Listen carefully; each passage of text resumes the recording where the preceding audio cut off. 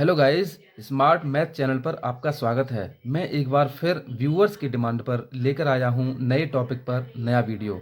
So guys, this video may be interesting and very important for you. So the topic is types of angles. But guys, before talking on this, हमें यह तो clear होना चाहिए कि angle क्या होता है। What is an angle? So guys, आप देख सकते हो, एंगल वो डिस्टेंस होती है जो दो रेज के बीच बनता है, जो एक फिक्स पॉइंट से जुड़ी होती हैं, या दो रेज के बीच की डिस्टेंस को जब हम मेज़र करते हैं तो उसे एंगल कहते हैं। और इस फिक्स्ड पॉइंट को एंगल का वर्टेक्स बोलते हैं। जैसे आप देख सकते हो फिगर में, दो रेज ओ ए और ओ बी एक दूसरे के ऊपर पड़ी हुई हैं। इस फिगर में रे ओ ए ने कुछ डिस्टेंस कवर किया है यहाँ से यहाँ तक। इस डिस्टेंस को हम एंगल कहते हैं, और इसे नापने के लिए हम प्रोटेक्टर का यूज कर सकते हैं। उसी से हम इसकी डिग्री नापेंगे कि कितनी डिग्री का एंगल होगा, और इस एंगल के इस कॉर्नर को हम एंगल का वर्टेक्स बोलते हैं। So guys, now there are 7 types of angles.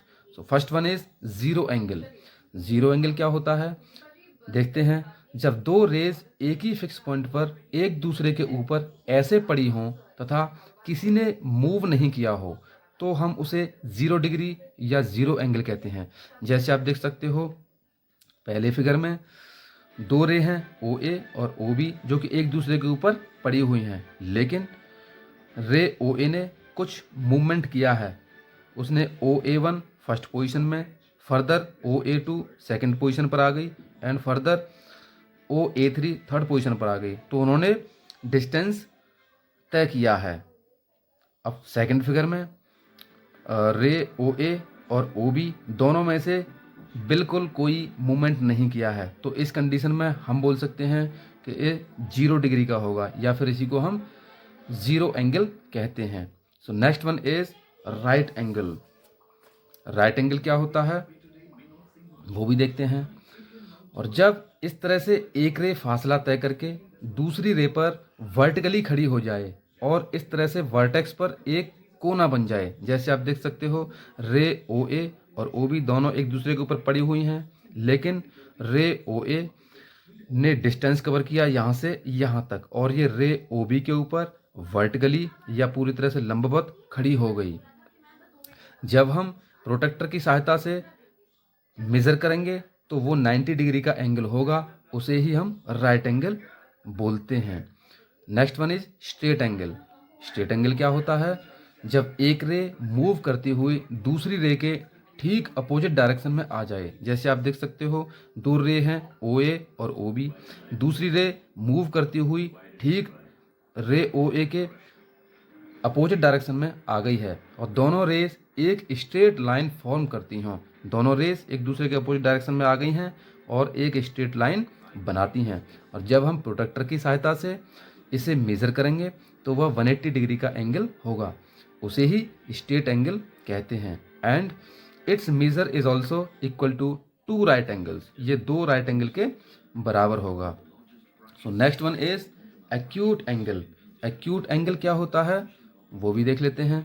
Acute angle, an angle of magnitude less than a right angle is called an acute angle, यानी वो एंगल जिसका मेजर 0 डिग्री से अधिक व 90 डिग्री से कम हो उसे एक्यूट एंगल कहते हैं। आप देख सकते हो दो रेज हैं ओ ए और ओ बी।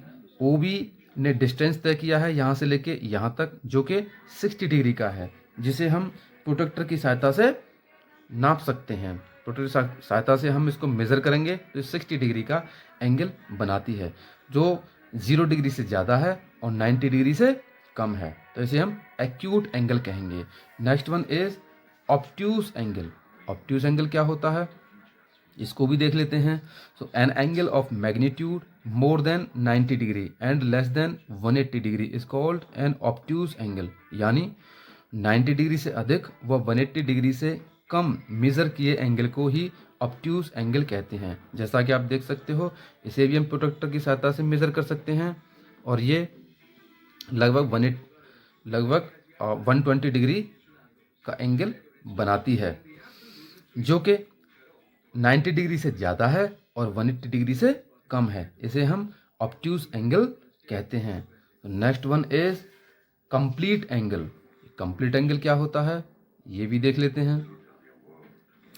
जब एक पॉइंट पर फिक्स्ड टू रेज में से एक रे एक रिवॉल्यूशन कंप्लीट करके अपनी पहली जगह पर आ जाती है तो इसको मेज़र करेंगे तो 360 डिग्री का एंगल होगा। इसे ही कंप्लीट एंगल कहते हैं। दो रेज हैं OA और OB, जिसमें से OA अपनी डिस्टेंस तय करती हुई, मूवमेंट करती हुई, यानी एक रिवॉल्यूशन कंप्लीट करती हुई अपनी सेम कंडीशन में यानी पहले वाली स्थिति में आ चुकी है।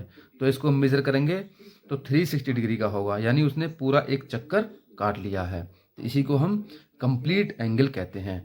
सो next one is reflex angle.